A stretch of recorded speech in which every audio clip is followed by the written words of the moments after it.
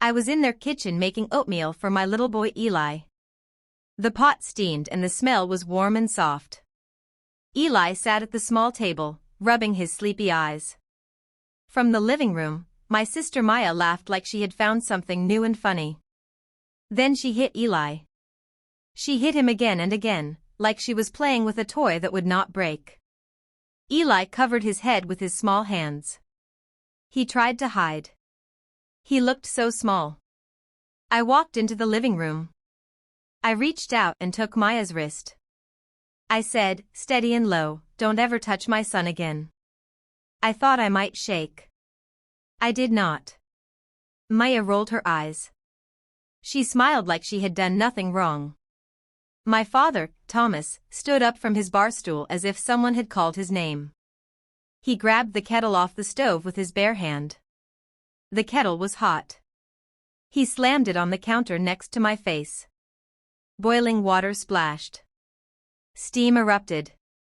The heat hit my face. I could not breathe for a second. I felt frozen, like a statue.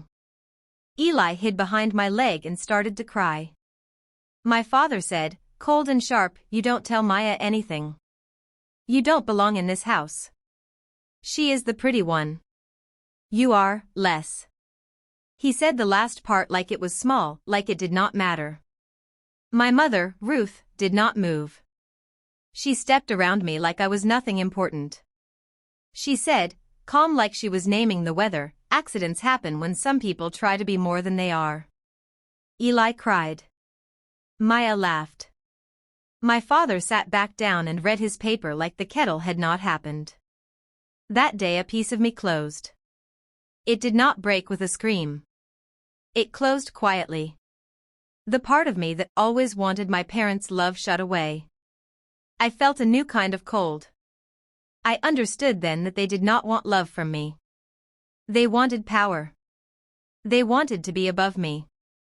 And they wanted that power to follow to my son. From that moment my life changed. I did not yell. I did not beg. I watched them. I watched how the family believed Maya was safe because she was pretty. I watched how my father thought he could make rules by voice alone.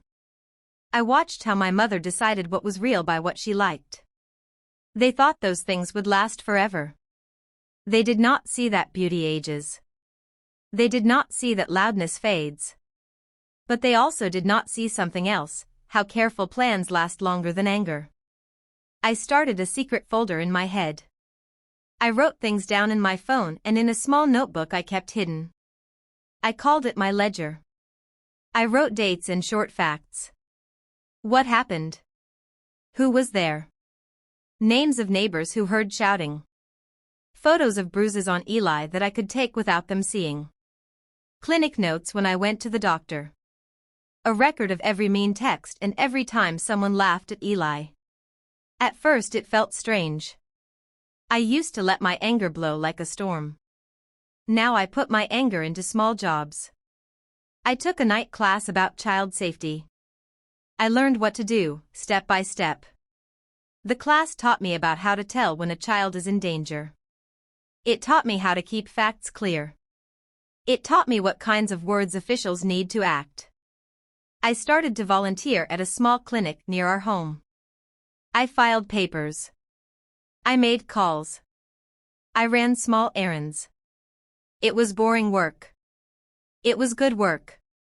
I learned how the safety net really worked. I learned where it was strong and where it was thin. I learned who in the system cared and who only pretended. I learned that most things move slow, but slow can make a big change if you are patient. I did not tell them I was doing this. I answered their calls in a new way. When my mother asked for money, I asked for a form. When my father said they had a need, I asked for proof. My replies were plain and dry. No begging. They were confused. They were used to making me act fast with a cry or a push. Now they had to follow steps. It made their anger hit a flat wall. I kept adding to the ledger. When Maya hit Eli in front of a friend, I wrote down the words the friend said. When my father slammed the kettle and then sat like nothing happened, I wrote the time. I wrote it all without emotion. Systems listen to facts. People who make rules need proof. I learned their language. I worked extra nights at a cafe to pay for a lawyer I could talk to once. I made coffee for people who fussed about foam. I felt small doing it, then proud. The lawyer taught me about custody steps and emergency orders. She told me what evidence mattered: clinic notes, school reports, witness names, messages. She showed me how the law listens to clear papers more than to loud cries. Piece by piece, I built a story that was true. When Eli's teacher sent a note saying he jumped at loud noises, I saved it. When the pediatrician wrote that Eli had a fever after he had been left alone, I saved that sheet. When a neighbor said they heard yelling, I wrote their name down. Alone, each paper was small. Together they became a chain. A chain a judge could see. I also changed my life a little. I took a daytime job at a center that works with young children.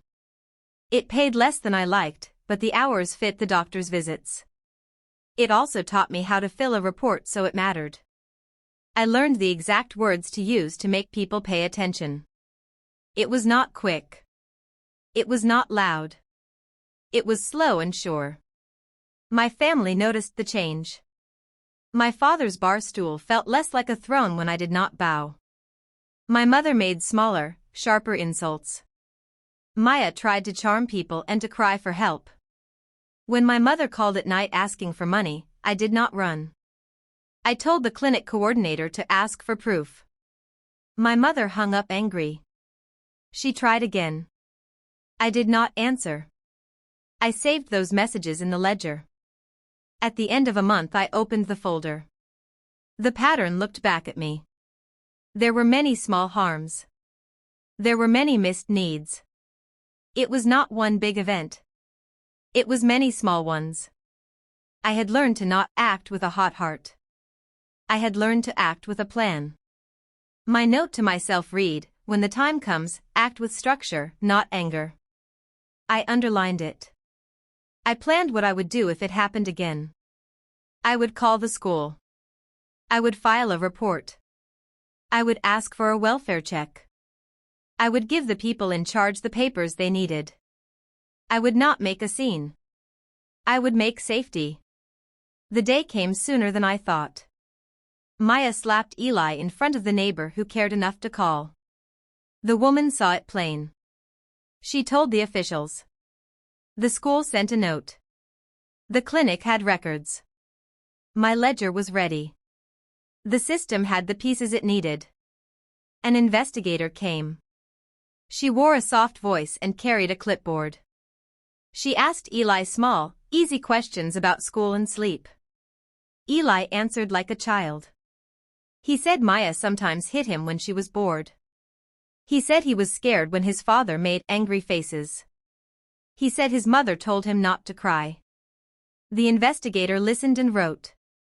They started a formal inquiry. That word made my parents shake. My father called the investigator and tried to charm her. It did not work. My mother wrote a note and sent it like an apology that wanted to be read and forgiven. Maya showed fake tears to anyone who would listen. Nothing changed the papers and the dates. Home visits began. They had to answer questions. People had to be present at set times. I met with a lawyer who helped me ask a judge for limits. I learned the words temporary order and supervised visitation. It felt like cold paper, but cold paper kept us safe. It made a wall they could not step over without being seen. When Maya struck Eli again, a neighbor had seen it and told the truth. The investigator had more evidence. The school and clinic had notes. The chain was clear. They took statements and set up times to watch. The court wrote an order that said who could be alone with Eli and who could not. It was not a dramatic moment on TV. It was forms and signatures. But it changed everything. My parents raged. They called me names. They said I had betrayed them. They said I lied. My mother told people I had ruined the family. My father muttered ugly things. Maya made loud posts on the internet about being targeted. None of it mattered to the people with the papers. The judge read the facts and wrote the order. I never wanted to break them. I only wanted them to stop hurting my son. That is the difference. I wanted safety, not revenge for show. I wanted boundaries that could not be crossed in the night. Some people stopped answering their phones. A cousin who had lent money pretended not to hear me. Neighbors who used to help looked away. The warm web they lived on was thin when it needed proof. They could not use the small favors as shields anymore. There were sad times. My mother watched me and Eli through the clinic window. Her eyes looked empty like someone who had lost automatic wins. My father sat at a supervised visit and watched Eli play with blocks while a social worker watched. He looked like a man who had lost the tools he used to do things his way. I did not enjoy it. There was no joy. There was a quiet peace I had not known before. I rebuilt our life slowly. I kept taking classes. I worked nights and saved money in a jar and then a bank. Each coin was a promise, we would not be at the mercy of their wants. I taught Eli to say no. I taught him to tell a grown-up when he felt scared. I showed him what safety looks like. Those quiet lessons were my small revenge. They were better than a shout. One day my father tried to show up at Eli's school without warning. The school called me. They told him he could not come in until the court let him. He left alone. He looked lost. He could no longer use bluster to get what he wanted. Paper and rules had taken that power. Months passed. Their calls dropped. They sent holiday cards I never opened. They left messages I saved in the ledger. At night, sometimes I thought about the kettle smashing. I thought about the steam and the hot water. I thought about how fear had almost kept me in that cloud forever. Then I looked at Eli sleeping, his small chest rising and falling. I thought, my choices are working. Their life did not end in a show. It slowly lost things it had taken for granted. Favors dried. People stopped lying for them. No one could pretend their life was always kind when proof said it had not been. One spring afternoon I took Eli to the park. He climbed the jungle gym and did not look back. He reached the top and laughed loud and bright. He did not flinch. I pushed him on the swing and felt the sun on my face. My father watched from far away for a little while, then turned and walked away. He looked smaller. He had stopped expecting the world to always protect him. My mother stopped making cruel jokes that she thought I would not hear. Maya kept her distance and put on a proud face, but it was brittle. I had not wanted to hurt them. I had wanted to keep my son safe. The result was that they lived with the truth of their choices. I sat on a bench and watched Eli run toward me. He threw himself into my arms and hugged me tight. He whispered, Mom, you are the best." Only I heard him. The swing still moved behind us. No loud finish. No viral moment. Just a calm truth. The day I stopped being their victim, I chose a different life for my son. That was the only revenge I ever wanted. I wanted his safe nights and brave mornings. I wanted him to grow up without flinches. I wanted him to know that being loved means being safe. Now when I tuck Eli in, I read him a short story. I kiss his forehead. I tell him he is brave and he is loved. I teach him to say the truth. The ledger sits in a drawer. The papers are neat. They are not there for anger. They are there to keep us safe if we ever need help again. If you asked me if I forgave them, I would say forgiveness is not the same as trust. I forgave pieces of the past to stay small in my heart. I did not trust them with Eli. Trust must be earned by steady care. If they change, good. If they do not, then papers and rules will keep us safe. That is all I want. This is my story. Not a story of loud revenge. It is a story of careful steps, of slow work, and of a mother's quiet love that will not be easy to break. My son sleeps soundly now. The kettle is in a cabinet. The house is quieter. The ledger has done its job. When people ask me how I did it, I tell them simple things. Keep facts. Ask for help. Learn the right words. Be patient. Make small plans. Love your child in steady ways. That is how you remake a life. I do not tell this story to hurt them. I tell it so other parents know they can find a way out. You do not have to fight with shouts.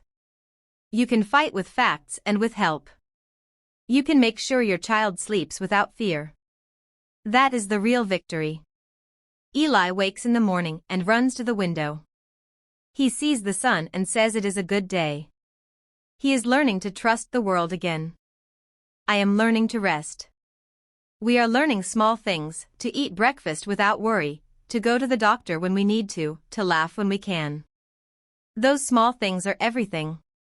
This is the last of what I will say now. I will keep the ledger and the papers. I will keep being a mother who plans. I will keep teaching Eli to be brave. That is the only revenge, a peaceful life where my son can grow and shine. Please like and subscribe for more videos, also comment where you're watching from.